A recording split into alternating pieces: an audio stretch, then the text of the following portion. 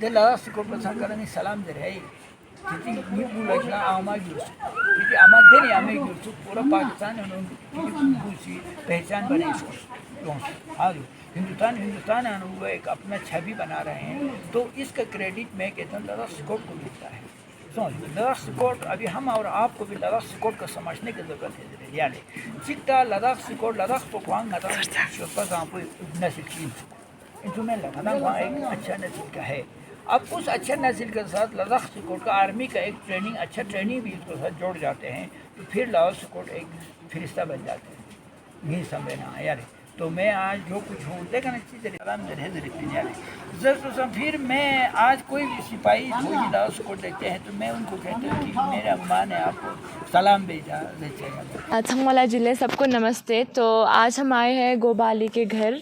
तो हमें मैंने इनका वीडियो लास्ट मंथ या फिर फ्यू मंथ्स पहले देखा है। मेरे को उतना नहीं पता था तो आई वाज वेरी क्यूरियस। मेरे को बहुत क्यूरियोसिटी थी कि क्या है असली में। जब यहाँ पे आके मैंने देखा तो इनका जो घर है ना वो ही एक जन्नत जैसा है। तो थोड़ा सा हम शॉर्ट इंटरव्यू करेंगे इनके साथ। तो या actually I am not that much prepared but still आप सबको भी जानने को मिलेगा कि क्या है गोबाली करके। ठीक है तो मेरी इंट्रो ले जिले नतीज पे रहना कल में चीना तंगना दिखले हिंदी ना तंगना मारे क्लिप चनो याले थंगमाला मिक्स तंगना दिखले। तो सबसे पहले बेटी मैं आपका तहे दिल से शुक्रिया अदा करता हूँ।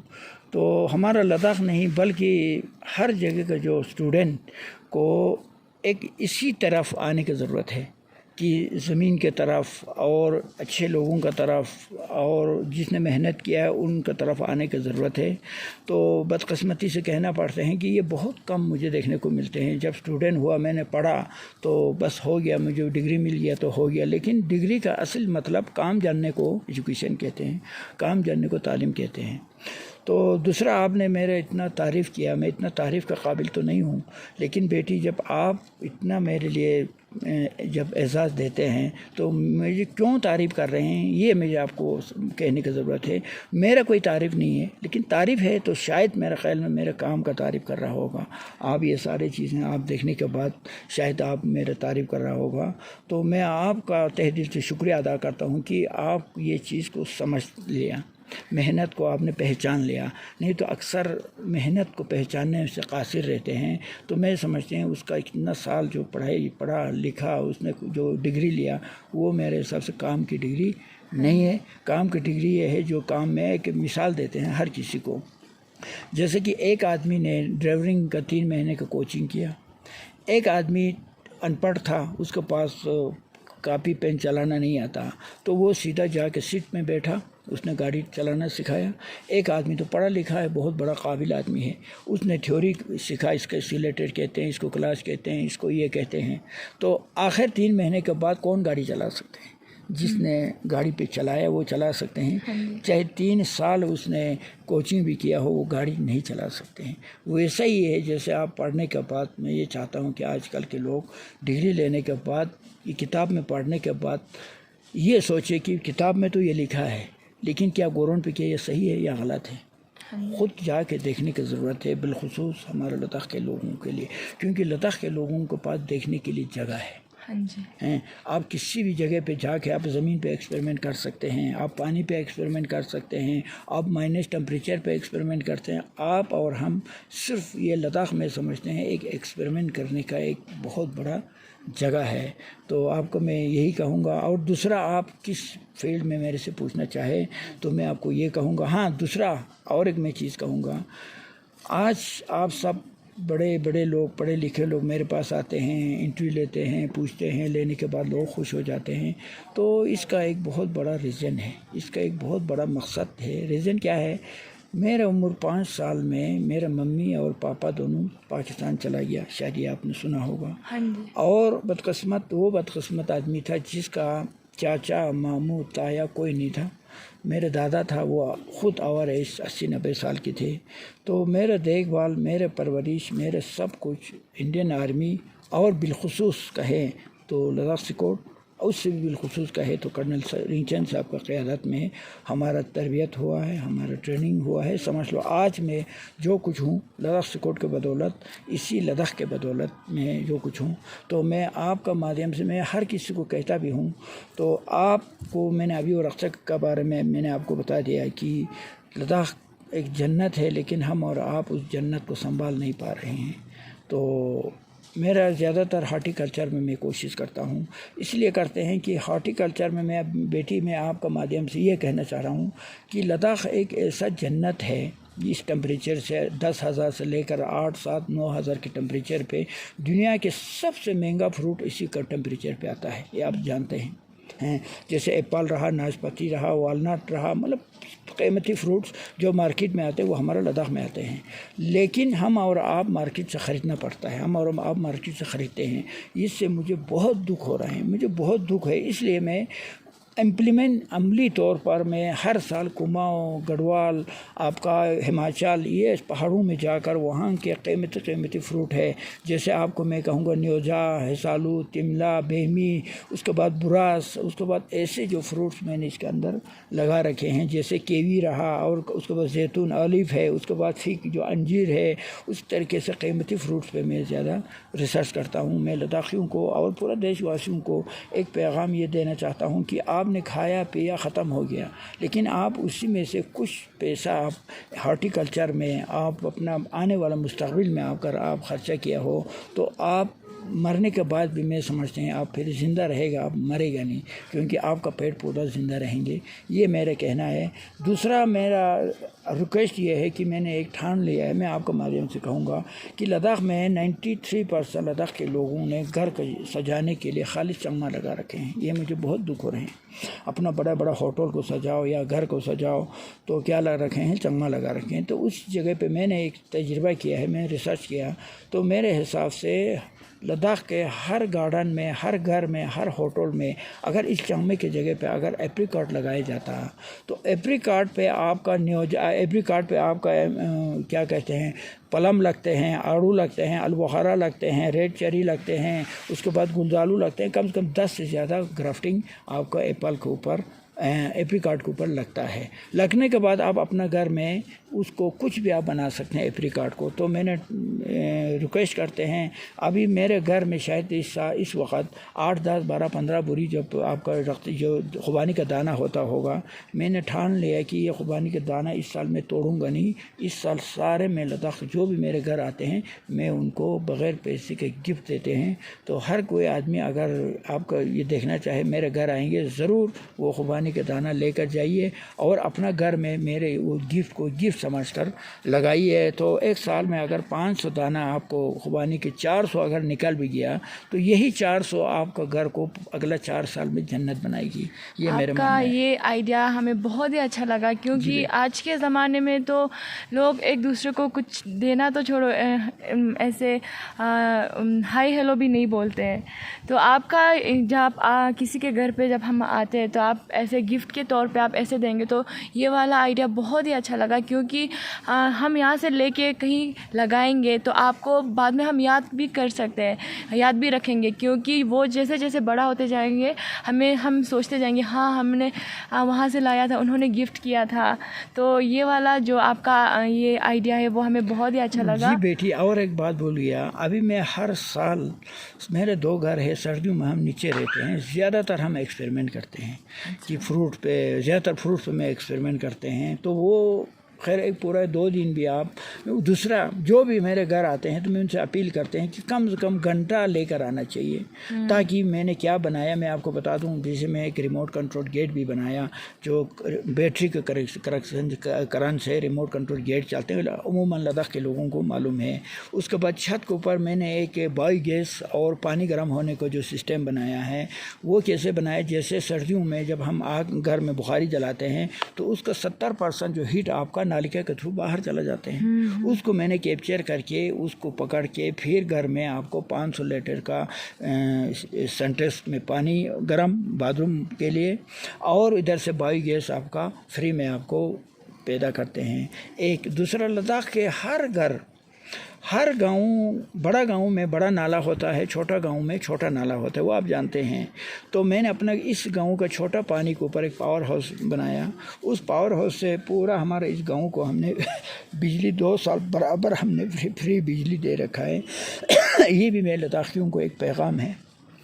दूसरा, मेरे घर का अंदर अभी जितना लोग आते हैं, मैं हर किसी को 10,000 मैं फूलों का गमला बनाता हूँ। 10,000 गिन के बनाता हूँ। बनाने के बाद वही 10,000 पूरा लद्दाख के, जहाँ से लद्दाख के लोग आते हैं, बल्कि एवन के बाहर के लोग भी आते हैं, तो उनको मैं फूल का 1-2 गमला जो भी है हर किसी को मैं गिफ्ट देता हूँ। कि मैं कहते हैं ये आप, अगर आप मुझे पैसा दोगे तो ये आपने ख़रीद लिया, ये आपका है। अगर आप मुझे पैसा नहीं दोगे तो समझ लो वो फूल मेरा है, क्योंकि मैंने आपको ऐसे दे दिया और आपको एक गिफ्ट समझकर इसको पानी डालना है, इसको हिफाजत करना है। तो ये नस्ल दर नस्ल बढ़ते जाएंगे। तो लद्दाख को जन्नत बनाने के लिए, जैसे हमारे नुब्रा को दुमरा कहते हैं, दुमरा का मतलब फूलों का बाग बोलते हैं, लेकिन खामखा नाम रखा है, उससे फूलों का बाग नहीं बनेगा। लेकिन मेरे तमन्ना है कि लद्दाख को एक बार जन्नत बनाना, ये मेरा तमन्ना है। वो क्यों तमन्ना है? क्योंकि मेरे लद्दाख ने ही मुझे यहाँ तक पहुँचाया है। नहीं तो मैं एक आवारा बच्चा बन सकता था, मैं एक किसी काम का एक आदमी, मम्मी जिसका मम्मी पापा से बिछड़ने वाला बच्चा कितना बेकार होना चाहिए। लेकिन आज लद्दाख और लाहौल स्कॉट ने मुझे यहाँ तक पहुँचाया, तो हम इस चीज़ का जो कर्जा हम चुकाना चाहते हैं। जी। तो जैसे आप बहुत ही लद्दाख के लिए आप बहुत ही दिल से टच्ड है, तो इसके पीछे कोई राज होगा या कारण होगा? आपके पास्ट के बारे में क्या आप हमें थोड़ा बता सकते हैं? आपके पास्ट में क्या हुआ था, क्या था, थोड़ा आपके पास्ट में वो जानने का बहुत ही शौक़ है हमें, बहुत इच्छा है कि आप थोड़ा अपने पास्ट के बारे में बताएं। देखो मैडम, बेटी, ये बहुत दुखित कहानी है, बहुत ही दुखित कहानी है। क्योंकि किसी का मम्मी पापा दोनों एक साथ गुजर जाता है, तब भी इनका चाचा, मामू, ताया कोई रहता है, वो उस बच्चे को पता तक चलने नहीं देते हैं कि अपना मम्मी पापा गुजरने का एहसास तक होने नहीं देते हैं। हम सब जानते हैं। लेकिन हम एक ऐसा बदकिस्मत आदमी था जिसका मम्मी पापा, ये कहानी बहुत ही लंबा है, अभी आपको सुनाएं तो आपको शायद मेरे ख्याल में टाइम ले जाएंगे। नहीं तो असल में क्या हुआ था, 1971 का जो जंग हुआ था, वो जंग एक अजीब व गरीब जंग था। वो 2-3 चीज़ों से अजीब व गरीब है वो जंग। क्योंकि एक तो उस जंग से एक बहुत बड़ा सबक मिलते हैं कि इंसानियत किसे कहते हैं, बेइंसानियत किसे कहते हैं, अच्छा किसे कहते हैं, बुरा किसे कहते हैं, उसका एक बहुत बड़ा सबक मिलते हैं। मिलने के बाद मैं अपना हर यूट्यूबर आए चाहे मीडिया आए, मेरे पहला लफ्ज़ एक आता है कि मैं कहता हूँ कि इस देश के हिंदुओं को हम सलाम करते हैं, क्योंकि जो मेजॉरिटी में है, जो मेजॉरिटी वाला सही होता है तो पूरा देश सही रहते हैं। अगर मेजॉरिटी गलत है तो देश चरगंदा परगंदा हो जाते हैं। जैसे कि हमारा लद्दाख की भी बात करें, लद्दाख में हमारे लेह में, बिलखुसूस लेह में मेजॉरिटी बुद्धिस्ट का है। लेह में इतना अमन प्यार सुकून है, जिसकी वजह से हमारे लद्दाख में टूरिस्ट आते हैं। वो क्यों आते हैं? कि अमन प्यार सुकून की वजह से आते हैं। अगर हम लड़ते रहेंगे तो हमारे यहाँ पर कोई पसंद नहीं करेंगे। तो इसमें 1971 की मैं आपको एक कहानी शॉर्ट पीरियड में आपको बता दें तो पाकिस्तानी फ़ौज हारने लगा 1971 का जंग में। जब वो हारने लगा तो पाकिस्तानी फ़ौज ने एक ऐसा संदेश छोड़ा है कि हिंदू आ रहा है, सिख आ रहा है, बुद्धिस्ट आ रहे हैं, तुम सबको खाएंगे मारेंगे। तो डराने के बाद चुलूंग के करीब 70-80 घर के लोग पूरा घर बार छोड़ के पाकिस्तान की तरफ चला गया, कम से कम 800-900 लोग। जाने के बाद फिर आगे तूर इंडियन आर्मी बढ़ने लगा। तो कर्नल रिंचन साहब का क़यादत में जब तूर पहुंचा तो तूर में ऐसे लोग था कि दिल्ली में, बम्बई में पहले ज़माने में 1947 से पहले काम करते थे, वहाँ मजदूरी करते थे। ऐसे बहुत सारे लोग था। एक आदमी था जो चेयरमैन साहब नामी था, वो बम्बई में फिल्म में काम करते थे 1947 से पहले। मतलब अच्छे लोग, वो अपना घर में था, अपना गांव में था, तो उन्होंने पूरा गांव को संभाला। तब अब यहीं पे थे? जी, मैं छोटा, मेरे उम्र 5 साल, मैं अभी उसी कहानी पे आ रहा हूँ। तो जब पूरा गांव का संभाला, कहा कि हिंदुस्तान भारत है, भारत दरिया को कहते हैं, हिंदुस्तान बहुत अच्छे लोग होते हैं, हिंदुस्तान के हिंदू बहुत ईमानदार होते हैं, हमें कोई भागने की ज़रूरत नहीं है। टैक्सी वालों को एक आदमी को भी भागने नहीं दिया, एक भी नहीं भागा। चुलूंगा वाले बिल्कुल घर छोड़ के ज़ीरो करके चला गया। तो अब रहा इस गाँव के मसला। अब सब भागने लगा तो ये गांव वाला भी भागना शुरू हो गया। अब ये भी बाल बच्चा छोड़कर भागने में सब ने तैयारियां कर दिया। करने के बाद मेरा दादा मरहूम 1947 से पहले शिमला में काम करते थे, वहाँ किसी हिंदू के साथ काम करता होगा। करने के बाद उनको भी मालूम था कि हिंदुस्तान कितना महान होते हैं, हिंदुस्तान के लोग कितना अच्छे होते हैं, उनको पता था। तो उन्होंने कहा देखो आप सब जाओ लेकिन मैं यहाँ से नहीं हटूँगा, मैं हिंदुओं का स्वागत करते हैं, मैं हिंदुस्तान का स्वागत करता हूँ कि मैं यहाँ से नहीं जाऊँगा, बल्कि मैं और मेरे छोटा भाई, जो मेरी उम्र 5 साल थे, छोटा भाई की उम्र 2 साल की बच्चे, दोनों को पकड़ के रखा, बोला इन दोनों बच्चों को भी हम जाने नहीं दूँगा, क्योंकि हम यहाँ बैठूँगा, हम हिंदुस्तान को सलाम करूँगा, स्वागत करूँगा, तुम जो भी जाना चाहता तो जाओ। तो इसमें ये जब ये बात सुना तो अब गाँव वालों में भी थोड़ा सा हड़बड़ाहट आ गया, गाँव वालों में भी थोड़ा सा हड़बड़ाहट आया, बोले अब हम क्या करें, हम क्या करें। तो फिर गाँव वालों ने ये फैसला किया, फिर ऐसा करते ये बूढ़ा जब यहाँ से जा नहीं रहा है तो हम भी एक एक लोग यहाँ बैठेंगे गाय बकरी देखने के लिए, बाकी बाल बच्चे औरतों को हम पार थोड़ा छुपाने के लिए ले जाते हैं कुछ दिन के लिए। ये सोचकर यहाँ से सारे औरतें और बच्चों को पाकिस्तान की तरफ उधर भेज दिया। घर में एक एक लोग यहाँ बैठा और मेरे घर में मेरे भी दादी और मम्मी भाग गया, निकल चला गया दोनों बच्चों को छोड़कर।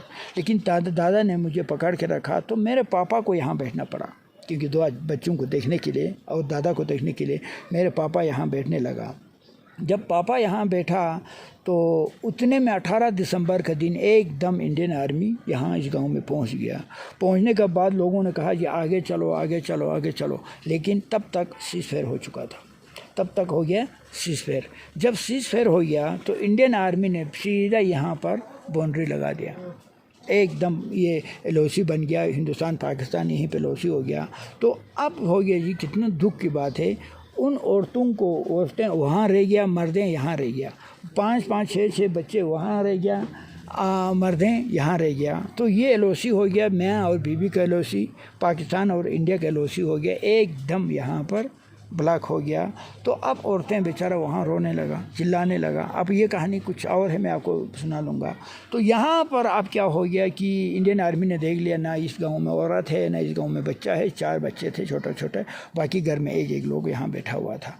जब ये मंज़र देखने के बाद इंडियन आर्मी ने हाई कमांड से बातचीत किया, कहा यार किस तरीके से इन बेचारों को वापस लाना पड़ेगा किसी तरीके से, नहीं तो वो माँ बच्चे 5-5 6-6 बच्चों के साथ बेचारे लोग क्या खाएंगे, कहाँ रहेंगे, क्या करेंगे। ये सोचकर पाकिस्तान के साथ फ्लैग मीटिंग किया, पाकिस्तान के साथ बातचीत किया। जब पाकिस्तान के साथ बातचीत करने के बाद ये तय हो गया कि सबको वापस दे देंगे। तो एक चिट्ठी निकाली, एक फरमान निकालने के बाद उस चिट्ठी को लेकर कर्नल इंचन साहब इस गाँव में आया, बोला कि ये चिट्ठी पाकिस्तान को देना है, देने के बाद वहाँ से जितना बिछड़े हुए औरतों बच्चों को वापस बुलाना है। तो वो चिट्ठी लेकर कर्नल इंचन साहब इस गांव में आया। जब इस गांव में पहुंचने के बाद अब इनको आदमी तैयार करना था जाने के लिए। तो आदमी तैयार करने के लिए मेरे पापा यहाँ बैठा हुआ था, मैं और मेरे पापा और मेरे दादा यहाँ बैठा हुआ था। तो उतने में मेरे पापा को कहा भाई आप जाओ ये चिट्ठी लेकर, क्योंकि आप थोड़ा बहुत पढ़ा लिखा है, आप जाओ जाके चिट्ठी और ये फ्लैग लेके जाओ, उन बच्चों को इधर वापस लेके आओ। उनको लाने के लिए मेरे पापा को यहाँ से फ्लैग के साथ, झंडे के साथ यहाँ से पाकिस्तान की तरफ रवाना किया। करीब 2-2.5 महीने के बाद जब वहाँ पहुँचा तो पूछने लगा क्या है, इंडिया कैसा था, क्या था। तो बोले इंडिया अच्छा था, ये वो जम के तारीफ़ किया। तो मेरे पापा को जेल में डाल दिया, वापस आने नहीं दिया। तो आप इससे अंदाज़ा करो कि पाकिस्तान ने कितना, अगर इंसानियत होता तो उन सारे औरतों को बेचारों को जाओ जाओ तुम जाओ, जल्दी जाओ अपना घर वापस जाओ, वापस भेजना चाहिए था ना। वापस भेजने के बजाय जिसको लाने के लिए भेजा उस आदमी को भी जेल में डाल दिया। अब मैं आपको मैं आपको थोड़ा सा नज़ारा बता दूं। ये दुख की बात है बेटी, बहुत दुख की बात है। जब मैं 2014 में अपना मम्मी पापा से मिलने के लिए मैं पाकिस्तान गया तो उन माँओं का जिनके पास 5-5 बच्चे थे, ना घर था ना खेत था, कुछ नहीं था, तो वो कहानी सुनाते हैं कि जब एकदम LOC हो गया तो वो बेचारे औरतें पागलपन में रोने लगा, इधर आके हमें इंडिया छोड़ो, अपना घर छोड़ो छोड़ो छोड़ो, रोने लगा। तो पाकिस्तानी फ़ौज ने उनको धक्के मारकर गांव से बाहर कर दिया। बोला तुम लोग यहाँ रहेगा तो किसी दिन तुम रात को इंडिया चला जाएंगे, फिर हम तुम लोगों को नहीं छोड़ेंगे। इनको बेचारों को पीछे भगा दिया, बोला इस गाँव में रहने नहीं दिया। फिर ये लोग बेचारे लोग 2-4 दिन रोने चिल्लाने के बाद आखिरकार उन्होंने कहा या हमें गोली मार के ख़त्म करो या हमें इंडिया जाने दो।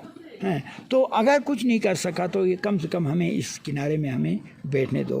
तो आज भी वो औरतें इस किनारे में बैठा हुआ है, जो आप एलओसी देखेंगे बिल्कुल 0 पॉइंट में बैठा हुआ है। जब मैं 2014 में जाके मैं उनसे मिलने के लिए गया तो वो माँ आज 80 साल 70 साल 90 साल की माँ है बच्चों के साथ। वो कहते हैं बेटा हम तो 1971 में मर चुका है, हमारा हस्बैंड से बिछड़ गया, घर से बिछड़ गया, खेत से बिछड़ गया, हमारे लिए कुछ नहीं है, बस एक सहारे पे हम ज़िंदा बैठे हैं। वो सहारा ये है कि कभी मेरा हस्बैंड खेत में आता है, उन्हें देखते रहते हैं तो हमें सुकून मिलता है। तो कभी हम मेरा हस्बैंड कभी छत के ऊपर आते हैं, उन्हें देखते रहने से हमें सुकून मिलता है। तो इस सुकून में हम बैठे हैं। दूसरा, इंडिया पाकिस्तान 3 जंग हुआ, तीनों जंग में इंडिया जीतते गया, पाकिस्तान हारते गया। तो हम इंतज़ार कर रहे हैं, हम दुआ कर रहे हैं कि कब जंग होगी और कब अपनों से मिलेंगे। बस बेटा हम इसी इंतज़ार में बैठे हैं कि अगर हम कहीं दूर चला जाता तो फिर हमें एकतर का तरह इंडिया एक रात को एकदम अटैक करता, ये गाँव लेता, तो फिर हम क्या फिर बिछड़ जाएंगे। इसलिए हम यहाँ पर बैठे हैं। तो ये कहानी है बेटी। तो इस तरीके से अब मैं यहाँ का हमारा जो हालात, जब कर्नल लिंचन साहब ने जब हमें मेरे पापा को पाकिस्तान भेजने के बाद शायद मेरे दादा को यही कहा होगा कि आपको बच्चों को देखभाल हम करेंगे। तो उस वादे के तहत कर्नल लिंचन साहब, इंडियन आर्मी ने हमें देखभाल किया, हमें पढ़ाया, हमें सिखाया। लेकिन हम स्कूल एक दिन भी नहीं गया हूँ। लेकिन फिर भी आज मैं जो कुछ हूँ इंडियन आर्मी के बदौलत। हमें जो उस वक़्त क्या हमें तकलीफ़ पहुँचा, क्या मुसीबत पहुँचा, ये तो बहुत बड़ा कहानी है। तो आज मैं जो कुछ सीख रहा हूँ, जो कुछ कर रहा हूँ, पूरा लद्दाख मुझे देखकर बहुत खुश हो रहे हैं। तो खुश होना भी चाहिए क्योंकि हम लद्दाख का ही बेटा हूँ। तो जी बहुत ही अच्छा लगा आपके जो पास्ट के बारे में सुन के। लाइक मेरे तो गूज़ बम्स ही आ रहा है। और मैं आपको ये लास्ट पूछना चाहती हूँ कि आपने बहुत कुछ लगाया हुआ है। आपने बोला कि आपने रिमोट कंट्रोल से कुछ बनाया है गेट। तो आपने ये सब कहीं से सीखा है कि आपने खुद कैसे बनाया है, वो थोड़ा? बेटी ये आपने अच्छा पूछा। इसका जवाब में अजीब सा अनोखा जवाब देते हैं हर किसी को। सबसे पहले मेरे जो बचपन में मम्मी पापा से बिछड़ने के बाद हो सकता है मुझे शरारत करने का हिम्मत ना आया हो सकता है कि मुझे इंडियन आर्मी लाहौर सिक्योरिटी ने अच्छा तरबियत दिया हो। ये दोनों चीज़ में हो सकते हैं। तो इसका ये सारे चीज़ें सोच आप भी ये काम कर सकते हैं। वो काम करने के लिए आपका चाहिए, आपका मन को साफ रहना चाहिए। मैं हर किसी को कहते हैं बेटी देखो, इंसान चेहरे पे क्रीम लगाते हैं, महंगा कपड़े पहनते हैं, किस लिए पहनते हैं? लोगों को अच्छा दिखाने के लिए, यही पहनते हैं ना।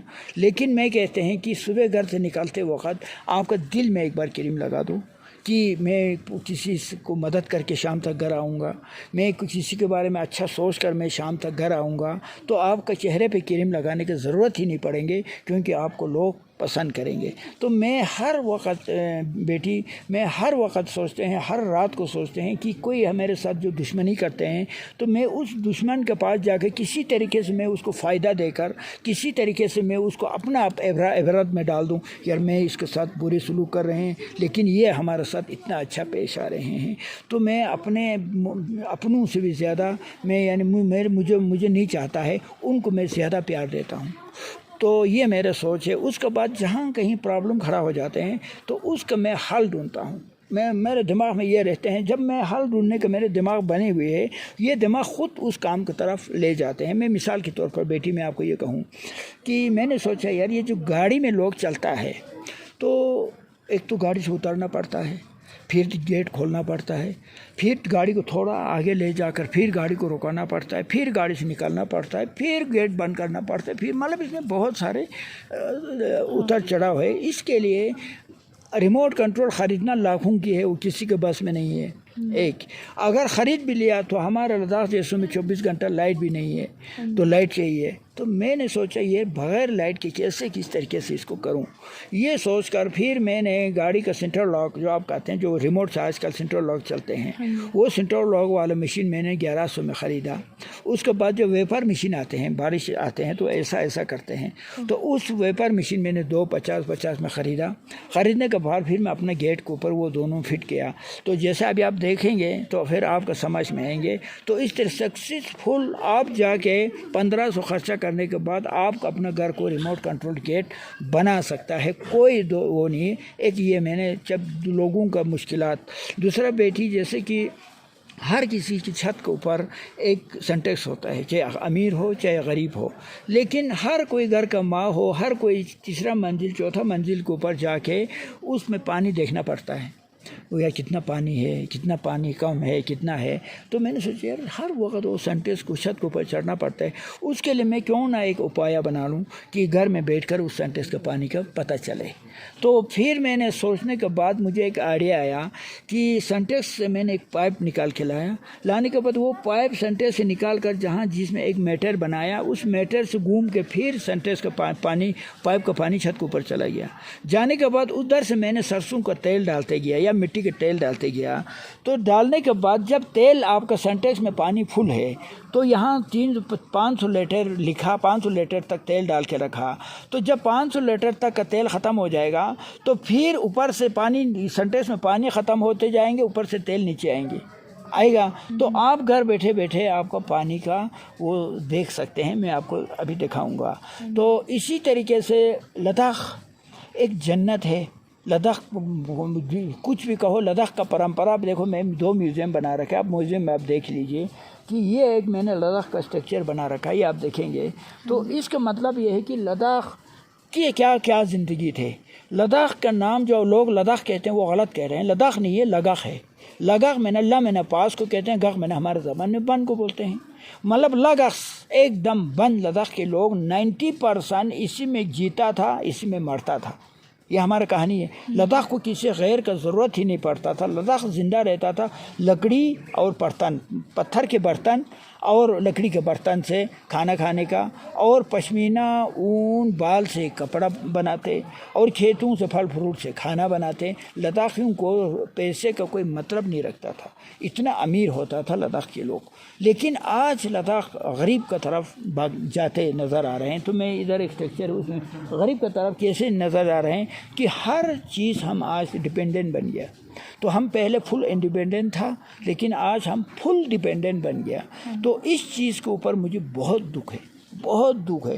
तो अब उस दुख के लिए मैं सोचता हूँ कि लद्दाख की चीज़ें दुनिया को दिखाई। जैसे कोई टूरिस्ट आते हैं तो यहाँ का कोई चीज़ ले जाकर, अरे लद्दाख में तो ये चीज़ें हैं, अरे लद्दाख में ये अच्छे काम हो रहे हैं, और लद्दाख का ये फैशन है। अगर ये हुआ तो लद्दाख का नाम रोशन है। अब बाहर की चीज़ें ला के लद्दाख में डाल देंगे तो समझ लो घुसपैठ है बेटी। उसके बाद मैं आपको ये भी बता दूँ, मेरे यहाँ पर ये सारी चीज़ें आपने देख लिया, इसका अंदर प्लम्बर भी मैं खुद हूँ, बिजली फिटिंग करने वाला भी मैं ख़ुद हूँ, पेंटर भी मैं ख़ुद हूँ, आर्किटेक्चर भी मैं ख़ुद हूँ। मेरे इस काम का अंदर मैं किसी एक आदमी का घुसपैठ, सिर्फ हाँ रोड़ी बजरी लाने के लिए हम लेबर ज़रूर लाता है, लेकिन अब बनाएंगे स्ट्रक्चर भी बिल्कुल आज तक आपने जो नहीं देखा होगा, सारे चीज़ें आपको देखने को मिलेगा। उसके लिए मैं बिलखुसूस युवा 18 साल तक, 18 से 20 साल तक के बच्चों को मैं यही रिक्वेस्ट करते हैं कि आपका सोच को पाक रखो, आप भी ऐसा आदमी बन सकते हैं कि आप रात भर सोचेंगे मैं फ़लान को किस तरीके से धोखा दे दूँ, फ़लान को किस तरीके से मैं इसको गिरा दूँ, ये सोचते रहेगा तो भी रात निकल जाएंगे। अगर आप सोचेंगे नहीं कल मैं ये काम करूँगा, कल मैं वो काम करूँगा, कल मैं फ़लाना आदमी को ये फ़ायदा दे दूँगा, ये सोचते रहेगा तो भी रात निकलना है। मैं कहता हूँ वो मत सोचो, ये सोचो बेटी। इससे अभी आपको मैं गोरोन पे एक बात दिखाता हूँ, मैंने क्या क्या बना रखा है। आप बिल्कुल गोरोन पे बनाइए। अभी तो हर स्कूल के बच्चे यहाँ आते हैं, तो मैंने भी ठान लिया, जैसे कोई आदमी मेरे से एंट्री लेते हैं या कोई बच्चे लेते हैं तो मैं अपने मोबाइल को भी रखते हैं, फिर मैं वो अपना यूट्यूब मोबाइल में मैं डाल देता हूँ। अभी मैंने वो डालना शुरू कर दिया। जी बेटी देखो, हम आपको सलाम करते हैं कि इस उम्र में आप ऐसे सोचते हैं। तो आप जैसे सोचने वाला हर कोई लद्दाख का बच्चा बन जाए तो मैं समझता हूँ कि लद्दाख एक जन्नत बनाने में ज़्यादा टाइम नहीं लगेगा। लद्दाख जन्नत है, इसको हमें फिर वापस अपने जन्नत की जगह पर लाने के लिए आप जैसा युवाओं को ज़रूरत है। तो मैं युवाओं को मैं रिक्वेस्ट करते हैं, अमल करते हैं, रिक्वेस्ट करते हैं कि मेरे बिस्तरा पापा आप लगा देना, मेरे बिस्तरा मम्मी आप लगा देना, उसके बजाय मम्मी मेरे पास मुझे खाना दे दो, पापा मुझे खाना दे दो बोलने के बजाय मम्मी खाना खाने खिला जाओ, पापा खाना खाने खिला जाओ, मम्मी मैं आपका बिस्तरा लगाया हूँ, पापा मैं आपका बिस्तरा लगाया हूँ। ऐसा सोच तब चलेंगे। तो मैं आखिर में मैं एक आपको, अच्छा आखिर क्या आप क्या पूछना चाहें तो मैं आपके लिए तैयार हूँ, लेकिन मैं एक कविता ज़रूर सुनाऊँगा। उसमें कहते हैं, बेदिल अमल हो तो जज्बा से क्या होता, जब धरती बंजर है तो बरसात से क्या होता, अमल लाजिमी है तकमील तमन्ना के लिए, वरना रंगीन ख़यालात से क्या होता।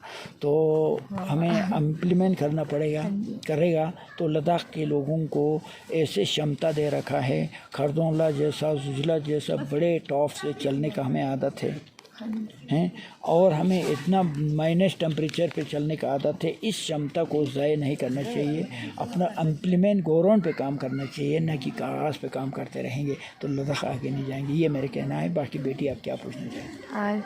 शुक्रिया। आपने लाइक आपको आप हम ये भी कह सकते हैं एक आर्टिस्ट, सुपर हीरो ये भी कह सकते हैं। तो बहुत ही अच्छा लगा आपसे मिलके, और मेरी यही आशा है कि जितने भी लोगों तक पहुंचेंगे वो सब आपने जो बोला है उन पे चलेंगे। उनको थोड़ा सा नहीं, बट ज़्यादा नहीं, थोड़ा सा तो उनको थोड़ा महसूस होगा कि क्या चाहते हैं, कि लद्दाख क्या है। तो बहुत ही शुक्रिया आपसे मिलके, बहुत अच्छा लगा। थैंक यू ले जैसे धन्यवाद। थैंक यू ले।